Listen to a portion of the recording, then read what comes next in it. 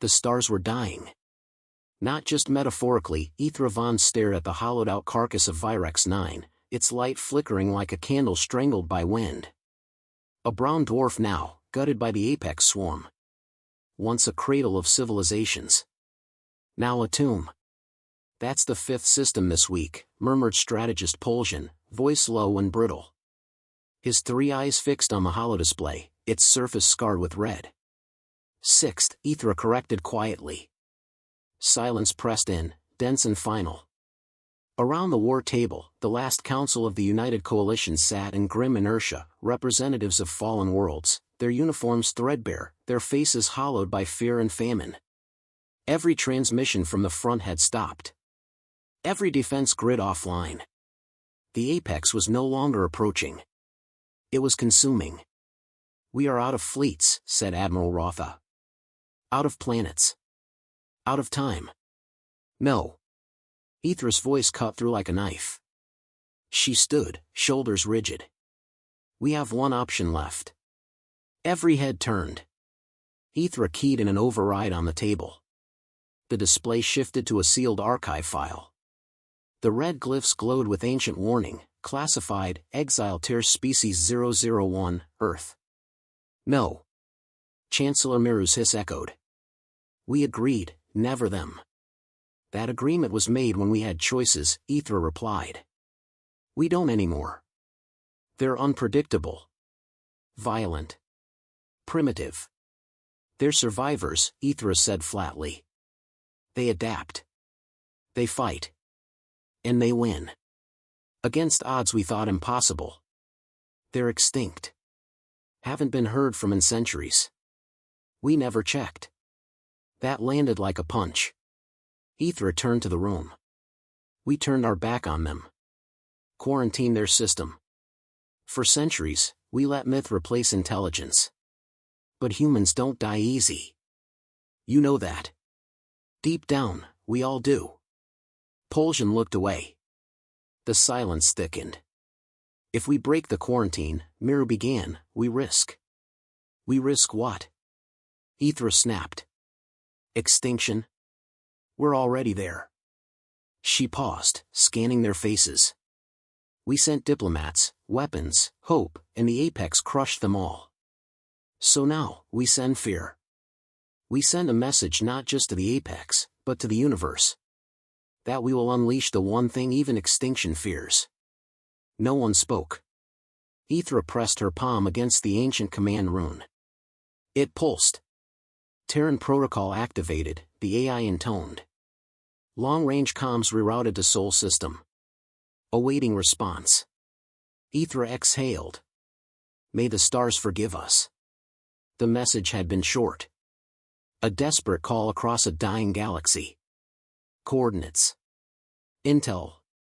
A plea. Then came the waiting. 2 hours passed. Then 6. The council had dissolved into murmurs, denial blooming like a rot.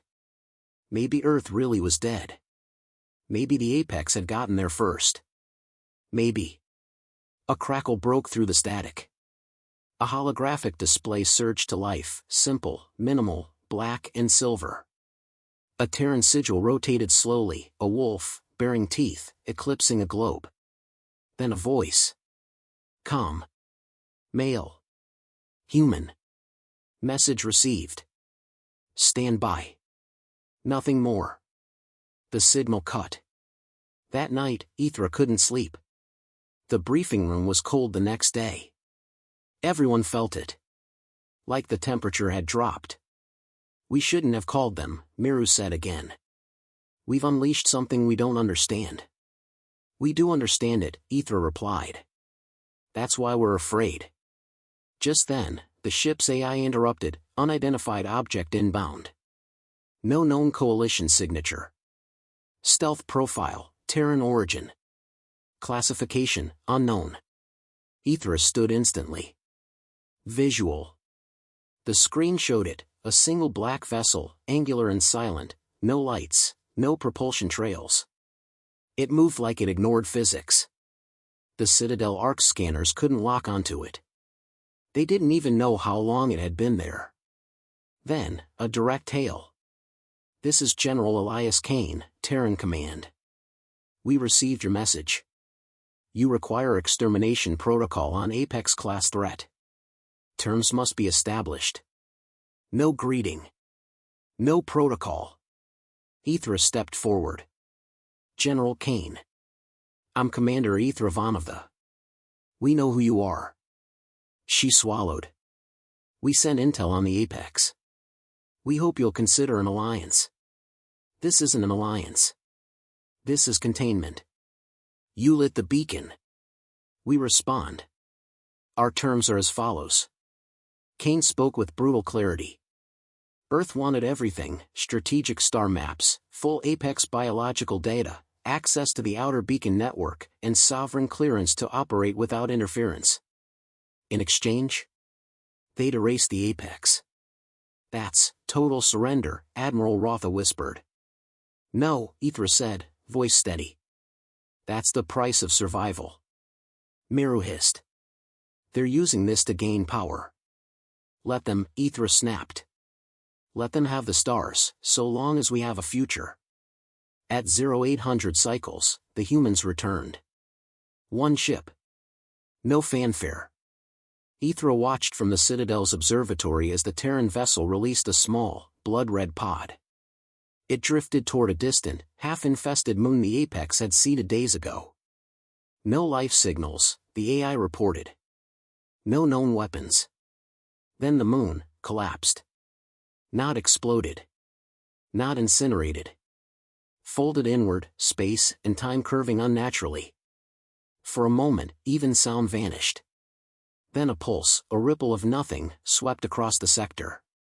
Every Apex signature vanished. Wiped clean. A single message followed, delivered by text only. One target neutralized. Next. Ethra stared at the screen, unblinking. Behind her, no one spoke. No one breathed. So this was the price. This was what fear looked like when it fought for you. She whispered the words without thinking. They came. No celebration followed the moon's collapse. Just silence.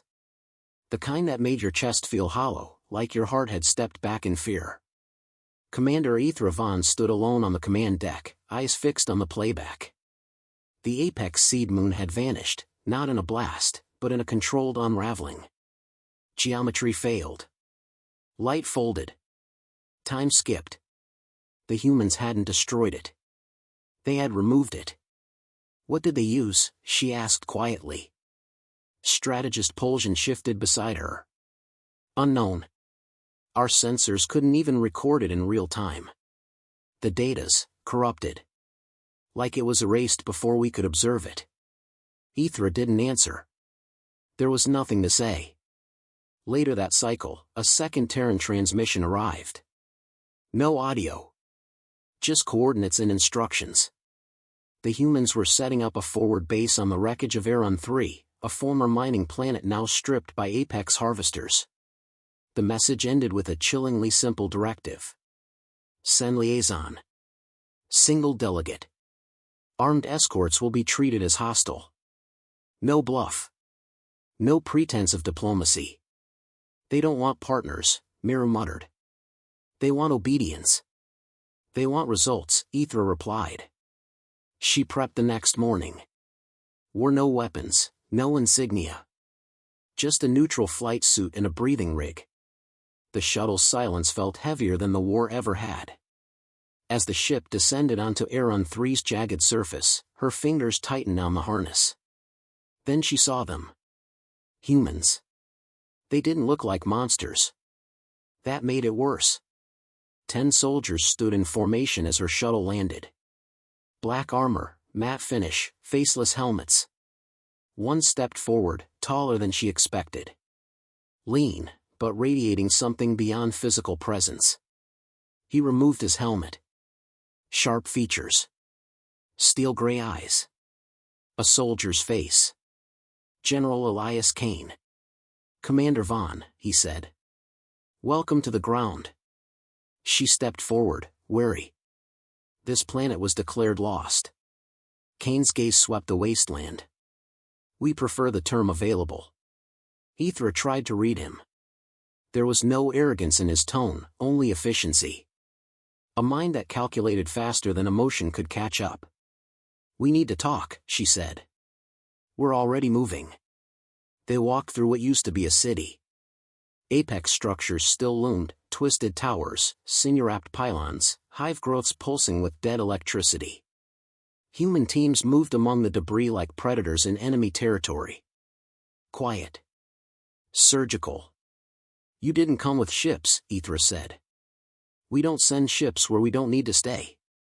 You used one weapon to erase a moon. Kane didn't look at her. That was a test. The choir was humming at a quarter tone.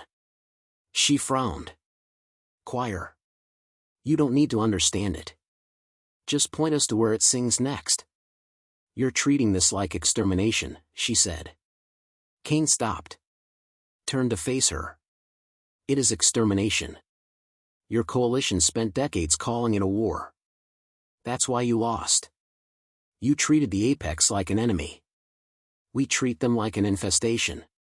She felt the burn of shame crawl up her neck. And what do you call yourselves? She asked. Kane didn't blink. We're the Fire.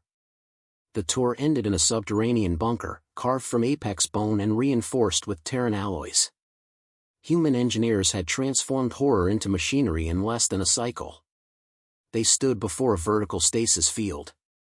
Inside floated a writhing Apex drone, frozen mid-screech. You captured one alive, Ithra said, stunned. Alive is a flexible term, Kane replied. We're learning. Faster than it can adapt.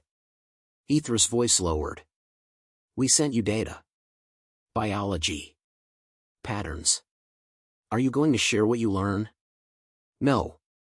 She tensed. The coalition. The coalition is dead, Kane interrupted. You don't negotiate from the ashes. You watch. You obey protocols. You survive.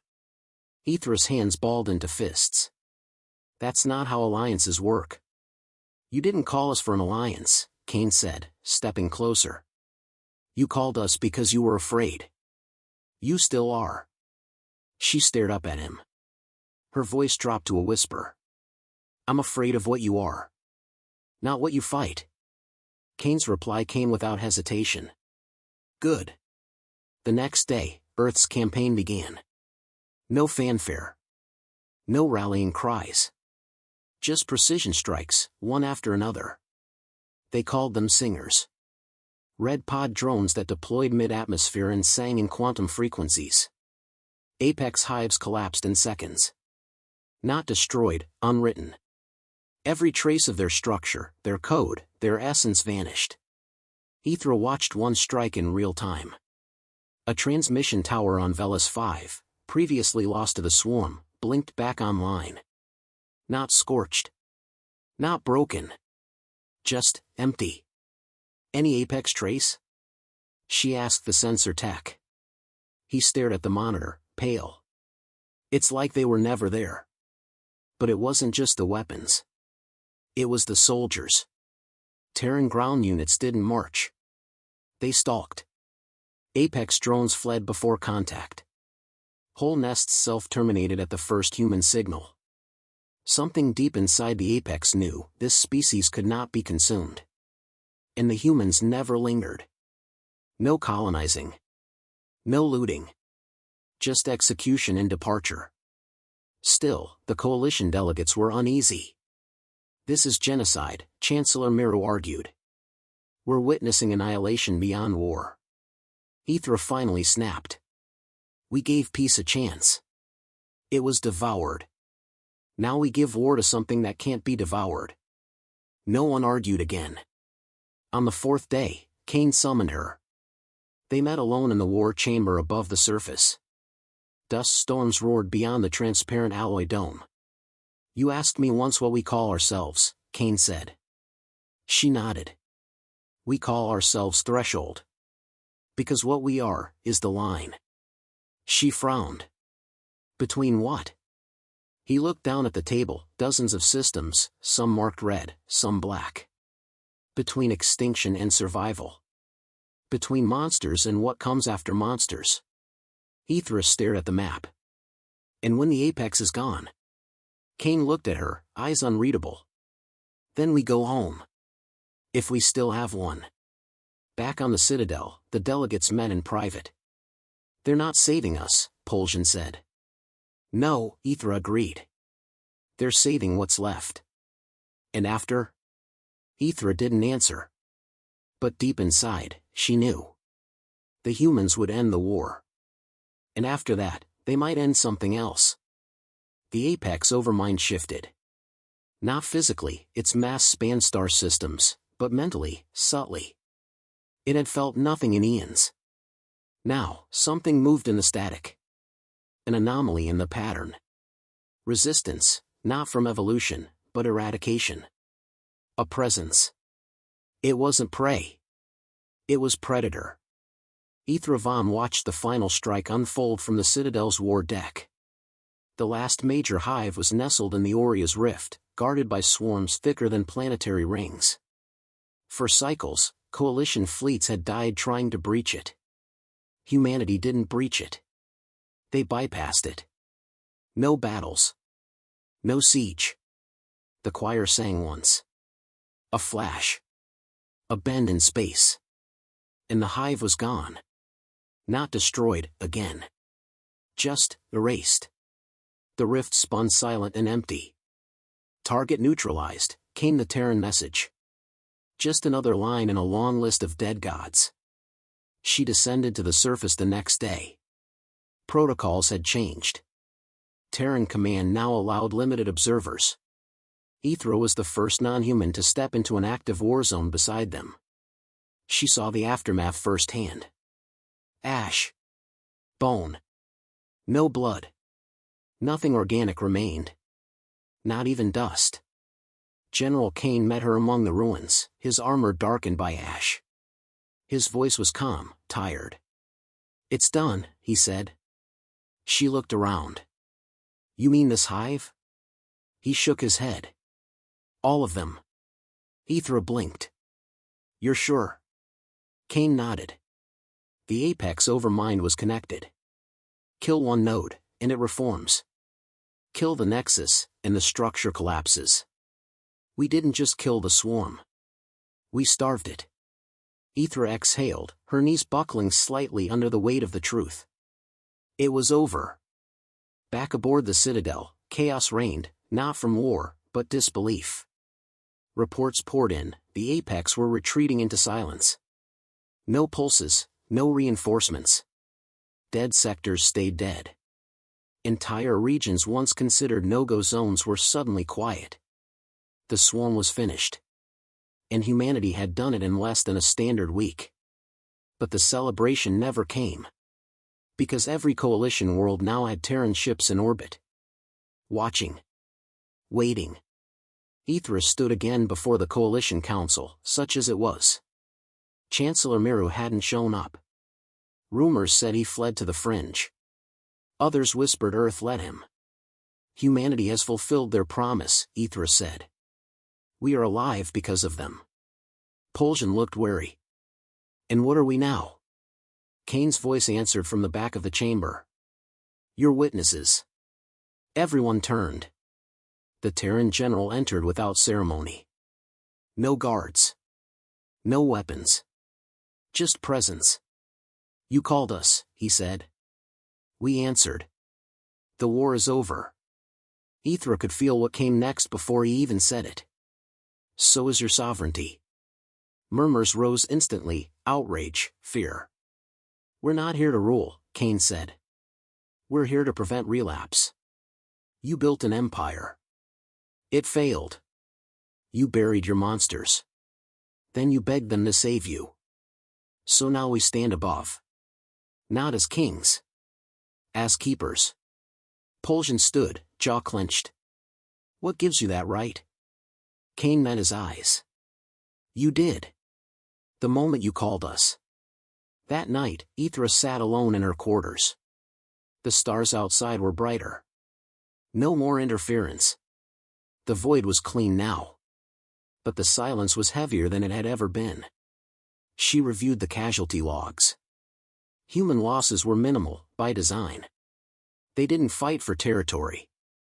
They never lingered long enough to die. They came, they burned, they left. And they left fear behind. She opened her message terminal. A single new file sat waiting. A memoir draft. She titled it, The Devil's Mercy. 2 weeks later, the Citadel moved to Earth orbit. The planet was nothing like the myths. No ruined wasteland. No radioactive husk. Just a quiet, armored world. Fortresses buried beneath forests. Oceans pulsing with power lines hidden under coral. Skyhooks, orbital cannons, signal arrays, everywhere. And in the middle of it all, humanity. Living. Laughing. Waiting. Ithra stood with Kane on the ridge above the Atlantic Bastion, a city forged from alloy and stone, beautiful and brutal in equal measure. "You're not what I expected," she admitted. Kane didn't smile. But his tone softened. "Neither were you." She looked at him. "So, what now?" He exhaled. "We go back to the dark. We watch. We wait. And when the next mistake comes, when another species reaches for what it can't control, we remind them who the threshold really belongs to." A pause. "And us?" she asked. "You rebuild. Smarter, this time." Ithra turned her gaze to the horizon. "Will you ever trust us again?" He didn't answer. Didn't have to. Before she left Earth, she visited the memorial. It wasn't grand. Just a single stone, buried beneath a tree older than any city. Inscribed in Terran standard. "We were never gods. Just the last monsters left." She stood there a long time. Then she walked away. Earth receded behind the Citadel arc, small and quiet, wrapped in its defenses like a sleeping dragon. Ithra Von watched it from the viewing port, her reflection faint in the glass. No matter how far the ship pulled away, the weight of what she'd seen clung to her. They'd called monsters. Monsters had answered. Now came the part no one had prepared for, after. 2 weeks into the transition, the council was no longer a council. Half had vanished, fled to unclaimed space. Some were dead. A few remained, Poljan among them, and 1 or 2 silent observers from minor worlds that hadn't been wiped out entirely. No one wanted power now. Power attracted attention. And Earth was still watching. Ithra took no comfort in the silence. Peace born of fear was not peace. "Sit rep," she said as she entered the strategy room. "Rinku's colony reports apex burrowers, dead. Rotting from within," Poljan said. "Same across the outer ring. Whatever humanity did, it infected them." "Infected?" Ithra repeated. "They're not fighting back. They're collapsing from the inside. As if something turned their instincts against themselves." Kane mentioned viral logic. Weaponized philosophy. Poljan looked ill. "We built empires with science. They ended a species with ideas." She didn't disagree. The humans hadn't left. Not fully. Their ships still floated in the shadows. Not everywhere, but in the critical places. Near resource lines. Communication hubs. Ancient vaults. Quiet reminders. They spoke rarely now. Just weekly updates, tight and precise. Apex confirmed neutral. Subterranean larvae dormant. No threats logged. Observation to continue. Your survival remains conditional. Cold phrasing. Yet not cruel. Just, measured. Controlled. Clinical. The new status quo. 3 cycles later, the first independent coalition vessel launched again. Ithra watched it rise from a newly rebuilt port on Cygnus 4. No fanfare. Just necessity. That alone felt like victory. On board were engineers, farmers, archivists. No soldiers. That, too, was new. She received a private message from Kane that same evening. Status: stable. No further Terran intervention scheduled. No greeting. No sign-off. But the fact he sent it directly meant something. She replied. "We're learning." For the first time in weeks, he responded. Good. Not everyone welcomed the calm. Underground channels buzzed with discontent. Whispers of resistance. Fear wrapped in pride.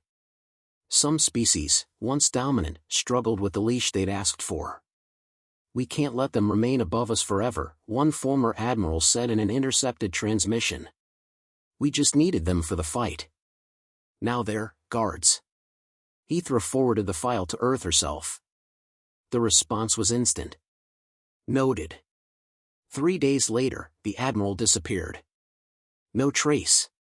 No death reported. Just absence. The message was clear: peace was not a democracy. And yet, Earth was not expanding. No new colonies. No flags planted.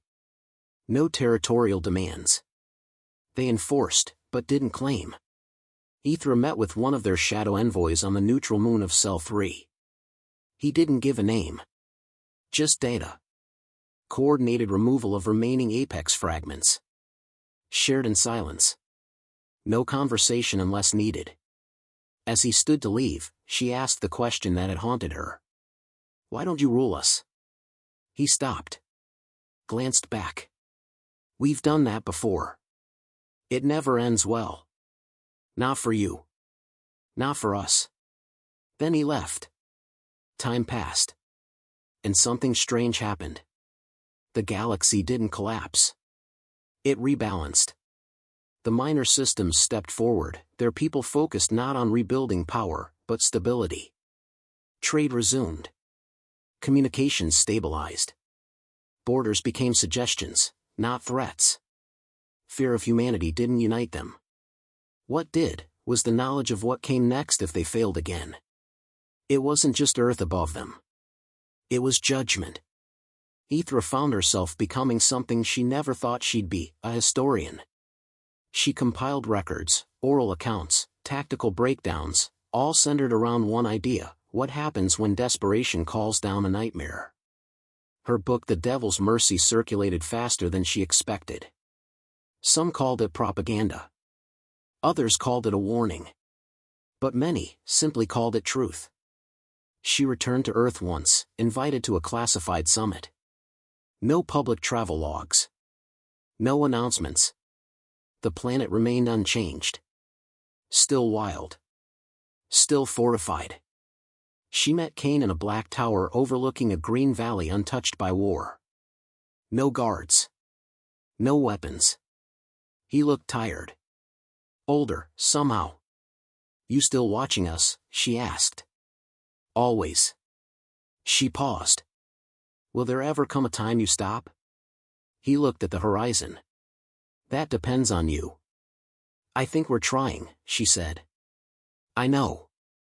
She wanted to ask what humanity wanted. But deep down, she already knew. Not dominion. Not revenge. Just space. Distance. And if forced, respect through fear. As she left, Kane offered her one last thought. "We weren't your saviors," he said.